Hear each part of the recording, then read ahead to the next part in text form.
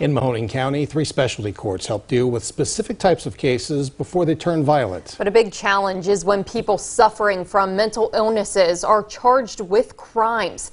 WKBN Community Affairs Director Dee Crawford talks in depth with Prosecutor Paul Gains.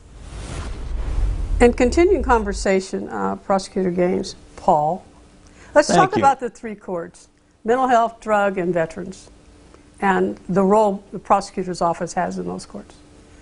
Well, I have always been in favor of those specialty courts, and we've always cooperated with the courts regarding the not only the creation of those courts, but also in the functioning of those courts. I have prosecutors specifically assigned to them.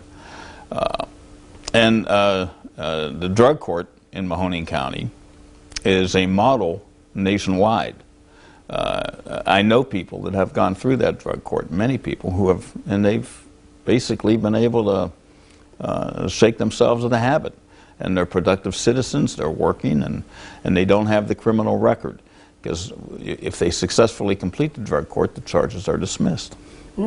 Yes, and that's the incentive. That's a good thing to know. That's the incentive. In the mental health court, and of course the veterans court, I don't want people with mental health problems incarcerated.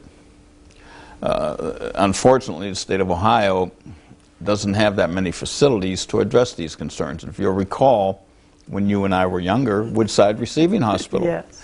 And the state of Ohio, for whatever reason, shut that facility down. So we try to address defendants that are that have these issues.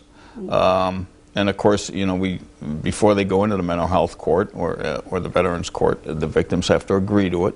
And most of the time the victims do, because they understand that it was not necessarily an intentional act, but it was a mental health issue that caused the defendant to do whatever he or she did.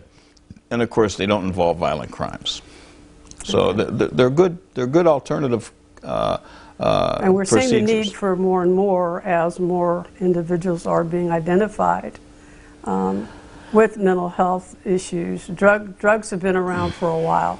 This issue now of mental health, where, as you said, when we were younger, there was a place for these individuals to go to prevent them from harming themselves and others. But now they're in the community and cannot always recognize. Well, and you see the results of it. Homelessness. Many of the people don't want to live somewhere because they prefer being homeless. And part of that, I think, is a mental health issue.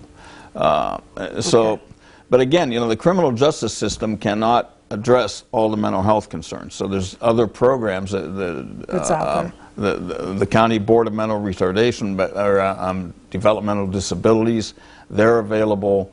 And I think Pat Kerrigan's group, and I can't recall the name. Alternative, yeah. Yeah, those people assist a lot of these people out there. So the programs are there. Just people have to avail themselves of it if they want to. Thank you for your comments.